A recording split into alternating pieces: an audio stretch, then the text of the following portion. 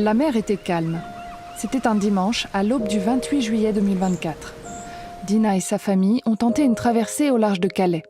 Nous sommes montées les premières dans l'embarcation. Ensuite, les autres personnes sont montées. Nous étions écrasés. Une vingtaine de personnes s'entassaient sur moi et ma sœur.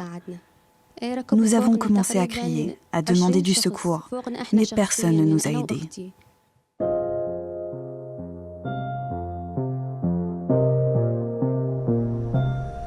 Dina est morte sous le poids des autres. Née entre l'Irak et le Koweït, elle espérait une vie meilleure en rejoignant l'Angleterre, comme les 19 000 personnes ayant déjà réussi la traversée à la fin août 2024. Comme Dina, une trentaine d'exilés sont décédés sur cette côte depuis janvier. La mort de Dina, elle aurait pu être évitée. Je pense que c'est extrêmement important de le rappeler. Ces morts-là, elles sont évitables, mais elles continuent de se poursuivre parce qu'on est depuis 30 ans maintenant dans une politique de fermeture de la frontière qui n'empêche pas les traversées. Et on le voit, les traversées continuent. C'est l'été en mer du Nord. Ces plages de vacances voient alors se multiplier des départs vers Douvres. Il y a l'illusion peut-être de cette traversée qui est très courte, qui peut paraître sans risque quand il fait beau, mais en fait, entre les courants marins, la météo, il y a beaucoup de phénomènes qui jouent, l'épuisement, des personnes qui sont à plusieurs tentatives, surtout quand c'est la nuit, le froid, la faim, qui fait que ça démultiplie la prise de risque sur la traversée. Si ce passage est privilégié pour rejoindre l'Angleterre illégalement, c'est parce qu'il est court. Seulement 40 km séparent Calais de Douvres. Mais ce secteur est aussi l'un des plus fréquentés au monde, avec plus de 600 navires de commerce qui y transitent chaque jour. Malgré tout, des embarcations de fortune tentent les 5 à 10 heures de traversée et sont rapidement repérées par les autorités. Une fois dans cette eau mouvementée, personne ne peut les intercepter. Le droit de la mer est clair, ce n'est qu'en cas d'urgence que les secours peuvent intervenir et ils se tiennent prêts. Depuis 2023, on a en permanence sur cette zone-là, sur la zone maritime française, 6 bâtiments hauturiers qui viennent de différentes administrations qui sont en permanence en mer. Leur rôle, c'est de détecter, de renseigner et de pouvoir porter secours le plus rapidement. En haute mer, les noyades sont plus rares. Les décès se produisent désormais à quelques mètres des côtes françaises, non loin des plages. Pourquoi ? À cause d'abord de ces bateaux surchargés. Bien sûr, c'est des embarcations inadaptées, donc quand il y a 80 personnes sur un bateau de 8 mètres qui est censé accueillir 10 à 12 personnes maximum, on se retrouve avec des problèmes de boudins qui se dégonflent, des problèmes de personnes qui sont étouffées aussi à l'intérieur du bateau. Ces embarcations, appelées small boats, sont un peu moins nombreuses que les précédentes années, mais emmènent toujours plus de passagers. Aujourd'hui en moyenne 60 contre une quarantaine en 2023 et une trentaine en 2022. Autre facteur de risque, le stress et la panique face aux policiers français chargés d'empêcher les départs. Nous, on a énormément de témoignages et on voit aussi ces situations où la plage est submergée par des nuages de gaz lacrymogène. On récupère des bébés et des enfants qui sont étouffés, n'arrivent pratiquement plus à respirer à cause de ça. Il y a aussi les bateaux qui sont percés par la police avec un risque de noyade qui est élevé. On a régulièrement des personnes qui reçoivent des coups de tonfa ou dont les policiers font un usage répressif de leurs armes. Pour les autorités, ces drames sont la faute des passeurs, ce à quoi s'opposent les associations.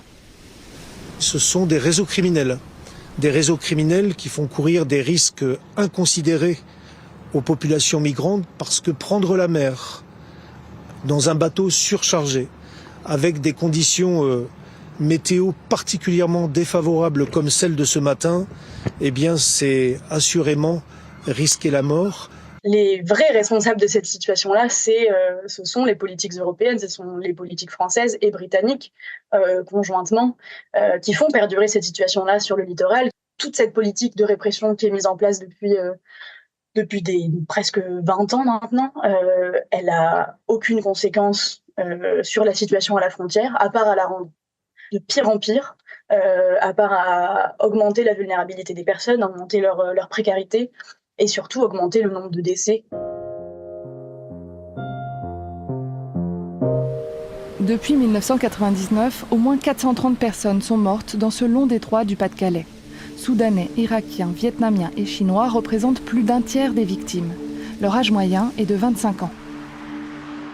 Avec les années, la frontière s'est bunkerisée sans toutefois décourager les traversées.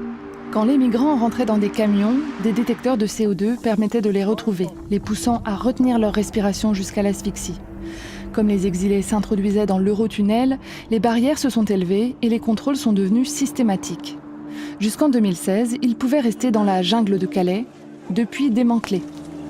Aujourd'hui, ils stationnent dans des campements précaires, chassés toutes les 48 heures, selon une politique nommée « 0 point de fixation ».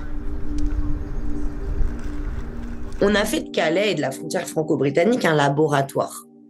C'est vraiment un laboratoire sur plein de choses. La politique 0 point de fixation, elle a commencé à se mettre en place à Calais. Et en fait, on constate que dans d'autres grandes villes, elle commence à exister aussi, à Paris notamment, où il y a des expulsions de lieux de vie en permanence, etc., etc. Donc, en fait, le fait que ce soit dans un angle mort, ça devient une zone où tout est permis. Et on voit que à moins de 300 km de Paris, le fait que 31 personnes décèdent dans des conditions absolument terribles, mais ça ne choque plus personne.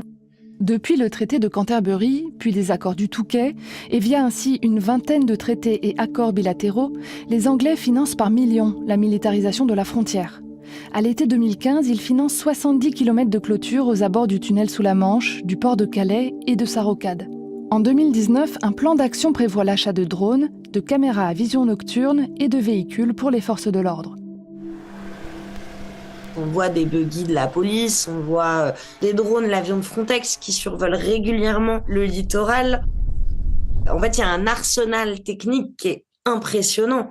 On est sur une zone où on ne veut pas que les gens partent, parce que le gouvernement britannique mandate d'une certaine manière la police française pour empêcher les traversées. Et dans le même temps, on ne veut pas qu'elles restent et on ne leur donne aucun moyen de rester. À Calais, il est impossible de demander l'asile. Il n'y a pas de bureau de demande d'asile sur la ville de Calais. Les gens sont obligés de se rendre à Lille. Il n'y a pas de zone de répit, en fait, pour repenser le parcours d'exil. Et cette pression constante s'exerce aussi contre les humanitaires, accusés d'aider les exilés à traverser. Il y a quand même un harcèlement policier, ou en tout cas, nous, c'est le sentiment qu'on a, c'est le sentiment que les bénévoles ont, c'est-à-dire que quand on se fait contrôler 5, 6, 7 fois par nuit, des fois ça peut arriver 3 fois dans une seule et même heure, de se sentir comme une association qui ne devrait pas être là sur le littoral, alors qu'on vient en aide à des populations vulnérables qui en ont besoin.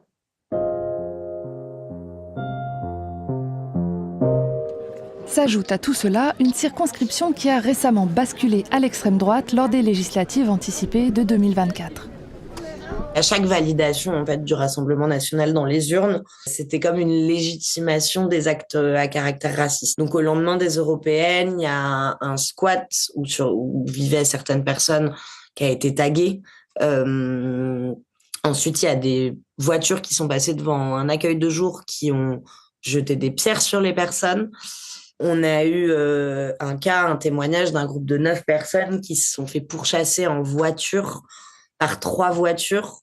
Une personne s'est fait renverser, a fini à l'hôpital. Ces gens étaient armés de pelles de chantier et de bâtons. Et enfin, c'était vraiment une chasse à l'homme qui s'est matérialisée. Ces récits font écho à un ancien collectif de Calaisiens dits En Colère qui, en janvier 2016, était venu menacer les exilés. C'est la guerre cette nuit! C'est la guerre cette nuit! On est en France ici! On est en France! Putain, Calaisiens, faut vous réveiller, bordel! Attends, je vais chercher mon gun! 3 Syriens avaient été violemment molestés ce mois-là.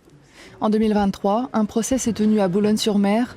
Le meneur de la bande a été condamné à 3 ans de prison, dont 18 mois avec sursis. Récemment, en tout cas sur les dernières années, on n'a pas vu ça se reconstruire à Calais sur le littoral. On fait plus face à des actions qui sont assez localisées, assez autonomes. Par contre, ces actions autonomes et localisées, elles sont quand même répétitives et assez régulières. En août 2024, des nationalistes britanniques, dont un autoproclamé chasseur de migrants, ont suivi les forces françaises sur le littoral, ont donné la localisation de certains campements provisoires et ont insulté des humanitaires. On a rencontré sur une maraude littorale 3 influenceurs d'extrême droite, en fait, 3 fascistes anglais qui étaient sur les plages françaises, qui ont appelé à venir en masse sur les plages françaises aussi pour stop the boat. I'm desperate for my kids, yeah. I'm desperate to protect my kids. That's why I'm fucking on this beach, yeah. Fuck off. This is my beach now. My fucking beach. Oh my God. Après un été troublé par des émeutes xénophobes, le Royaume-Uni, à l'instar de la France, se déchire au sujet des migrations. Yvette Cooper, la nouvelle ministre de l'Intérieur travailliste, a dit vouloir cibler les passeurs grâce à ses services de renseignement et annonce aussi augmenter l'expulsion de clandestins, comme un cercle sans fin. Si on repense ça pour justement mettre en place des lieux de répit, permettre aux personnes de demander l'asile en France, permettre aux personnes qui souhaitent se rendre au Royaume-Uni aussi, à la toute base, de le rejoindre de manière sûre. En fait, on enlève un énorme... Je pense qu'en termes de dépenses publiques, il faudrait faire le calcul, mais en fait, énormément d'économies seraient faites. Et au-delà de ça, et beaucoup plus important que les économies, c'est-à-dire qu'on n'en serait pas à compter les morts à la frontière, en fait.